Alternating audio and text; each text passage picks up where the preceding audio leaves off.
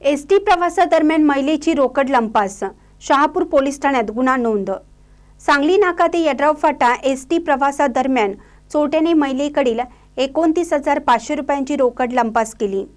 आता 1 रुपयात साड्या, जेंट्स वेअर, किड्स वेअर, महाराष्ट्रातील सर्वात मोठा सेल रवींद्र वस्त्र निकेतन सलगरे व शाखांमध्ये। चंद्रकोर साड्या, डिझायनर वर्क साड्या, फ्रॉक, शरारा, गरारा, लेगिन, प्लाझो फक्त 1 रुपयात। Boys pant, shirts, lower, kurti 1 रुपयात। थंडीसाठी ब्लँकेट, जॅकेट, स्वेटर, पडदे, पिलो, पर्स, बॅग फक्त 1 रुपयात। बाय 2 गेट 1 फ्री यासह असंख्य व्हरायटीत कपडे उपलब्ध। परा करा, ऑफर फक्त 26 जानेवारी ते 5 फेब्रुवारी पर्यंत। रवींद्र वस्त्र निकेतन सलगरे व सर्व शाखा।